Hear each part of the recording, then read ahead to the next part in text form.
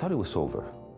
I thought my life as an athlete was over and that I was too old to try anything else. I ran New York, my best marathon, in 2 hours and 55 minutes. I did many triathlons and 5 Ironmans. I was the first person in the world to do twice the Triple Crown. And the Triple Crown is swimming around Manhattan, swimming from Catalina Island to Palos Verdes around Long Beach, and the English Channel. And then I said, I'm done with swimming. And I will do my other goal, which was to go and climb Mount Everest. And I have a big accident. And I had to be on crutches for 3 months. I had to have somebody to help me go into the shower and all the rehabilitation. But I tell people that you have to have a rock. And it doesn't have to be sports like it is for me or swimming, but everybody needs a rock to hold on because life is full of surprises. One day I heard there was a new challenge, the Ocean 7, which is swims that are similar to the 7 summits.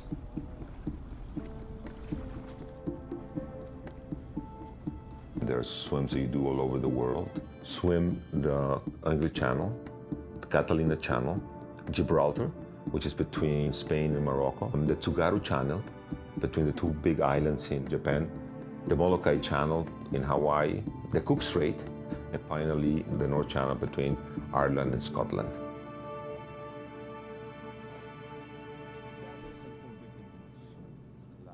When I decided to do Ocean 7, it was very important that I succeed in a very short period of time. I was going to be 58 when I finished.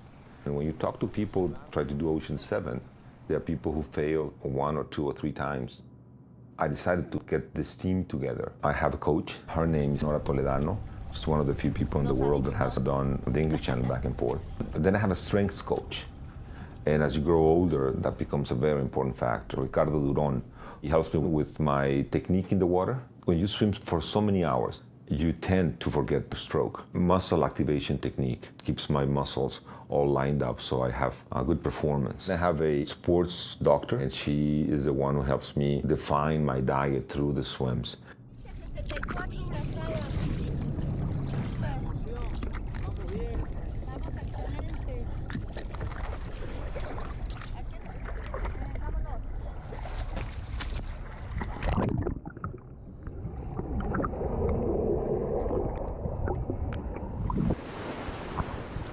And then I have my mental coach, because you can be a very good swimmer, but if you don't have the mind to overcome all the things that happen during a swim, you're not going to get to the other side.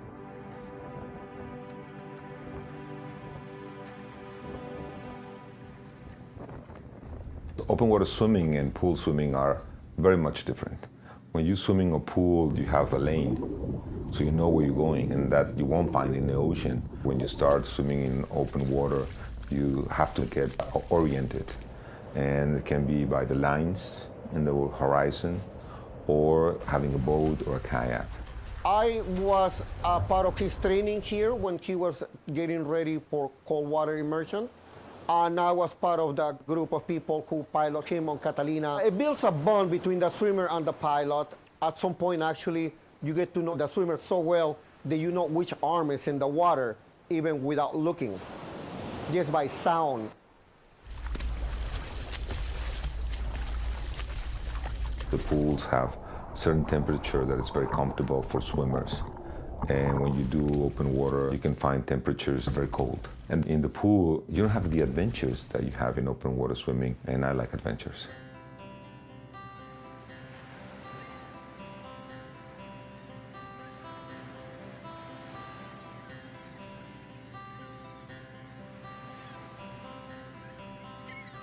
When you do open water swimming, you only have 2 things in front of you, wind and waves.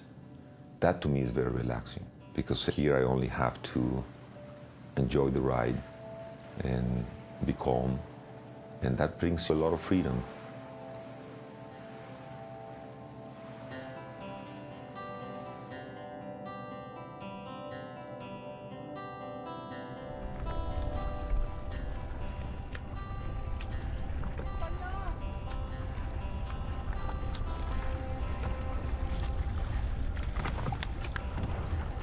Everybody asks me if I'm afraid of sharks. And I tell them that sharks and I have an understanding. I don't go and poke their eyes, and they probably see me, and they think if I eat that guy, I'll get indigestion. So they don't get close to me. I've never had a shark encounter. The real enemies of an open water swimmer are the jellyfishes. And when I swam Molokai, between the island of Molokai and Oahu in Hawaii, and suddenly I was stung in my nose, right here. It was as if somebody had punched me, and I cried for about an hour, and I had to stop and get the tears out of my goggles. I'm from Mexico City. I lived almost all my life in Mexico. Then I spent about 20 years in the Mexican government working at Ministry of Trade, Finance, and Education. And I am the CEO and a partner in a system of 7 high schools in Mexico City. I started swimming because they bullied me a lot when I was a little kid. People go and tell me I was a fatty and chubby. One of my commitments as a citizen of Mexico has been to promote physical activity. I was 14 years old and my dad lost his job and I had to find money. And so I started selling Speedo swimsuit goggles and caps. We used to sell that from Mexico all the way in South America. And that was my first business. And that grew to be a very big business. Part of Stanford was paid with that. And my brothers went to school with that, and one of them even bought a house.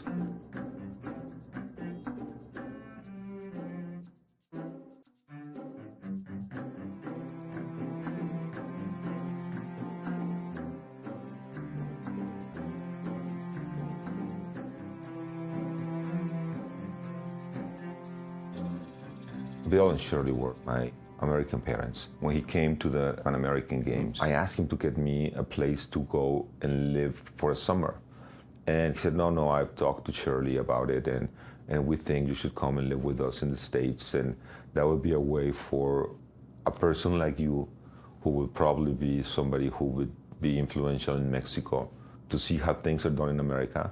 And that will help your family, your country, and eventually will help the United States, because we will probably have open borders and have a lot of trade. So I was like a 5th child, and I have my Lee brothers and my Lee family. And over time, what happened, which was really great, is I met his family. Eventually, his younger brother, Raul, came to live at our house, and I got to go to Mexico and visit his family and spend summers there and get to know all of his family.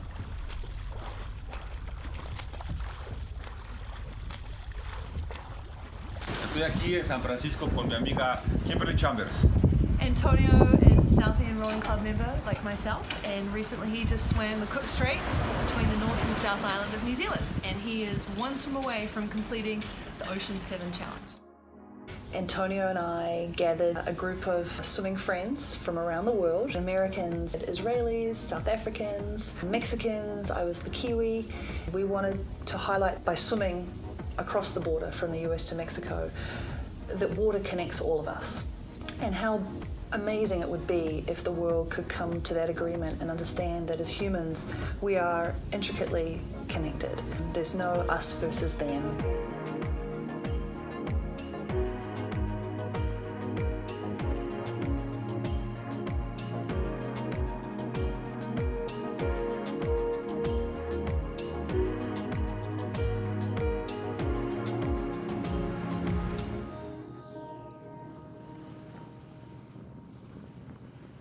When I arrived in Ireland, I went to a little town called Donaghadee, and I arrived 3 weeks before my window.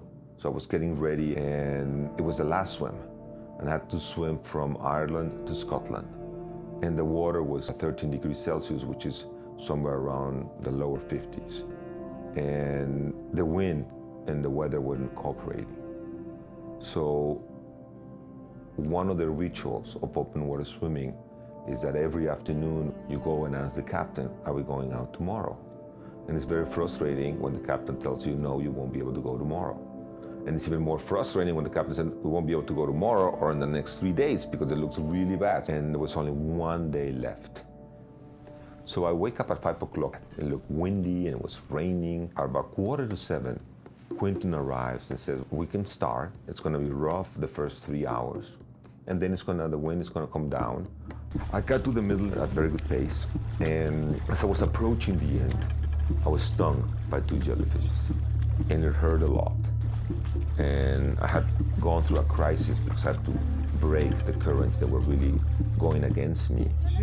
Just say to him that he needs to got it, otherwise the tide's not going to get him in. Okay.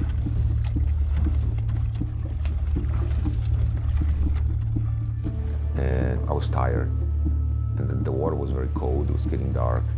And as I was approaching the coast, I said, where will I land? Because there was no beach.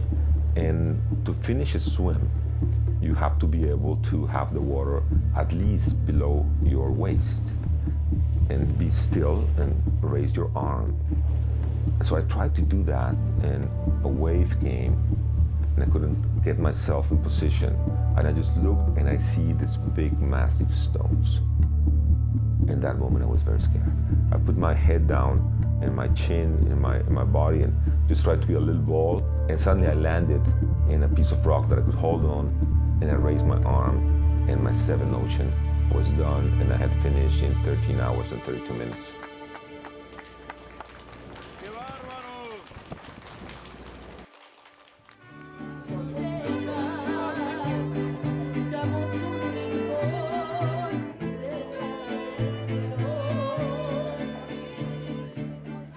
Now that I'm 58 and I did Ocean 7, I always tell people that dreams don't have age.